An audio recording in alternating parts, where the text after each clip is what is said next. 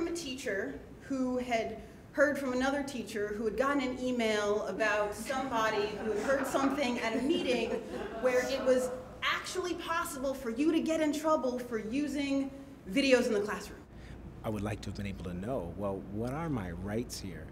Sometimes I had an awareness that I might have been doing something I shouldn't have been doing, but I was able to just kind of push it out of the way. And fortunately, I didn't get those fingers slapped, but teachers are.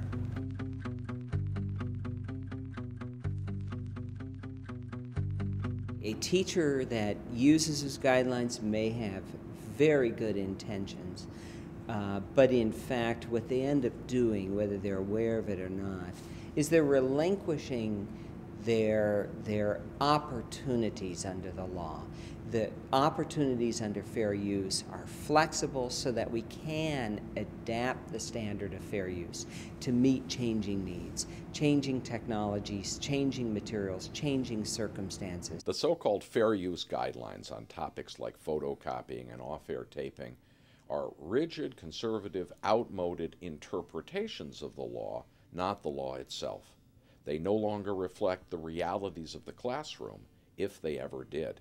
Today, they are strangling educational practice rather than enabling it.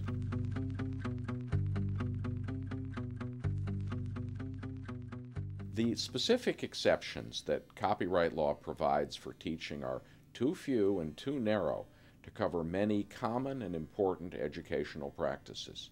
So to do their best work, teachers also need fair use. Documentary filmmakers defined what they meant by fair use. And now, using their code of best practices, they are able not only to lower their costs, but to make better work. What constitutes fair use depends on the situation. Broadcasters and journalists understand how the doctrine applies to them, and so do documentary filmmakers. Now the media literacy community is figuring it out, too. They've come together to create what teachers really need, not a rule book, but a code of best practices to guide them and their students in making their own wise decisions.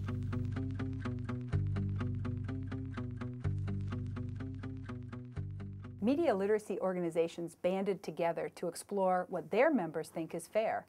They met over the course of a year in cities like Philadelphia, St. Louis, Chicago, Boston, Austin, Texas, San Francisco, Columbia, South Carolina, Ithaca, New York, and New York City, to create the Code of Best Practices in Fair Use for Media Literacy Education. Fair use allows you to use copyrighted material without permission or payment when the benefit to society outweighs the cost to the copyright owner. Fair use helps to prevent copyright from becoming a charter for private censorship. Fair use is flexible and dynamic. It favors transformative uses, those which add content to and repurpose copyrighted material, and it's the law, part of the Copyright Act of 1976.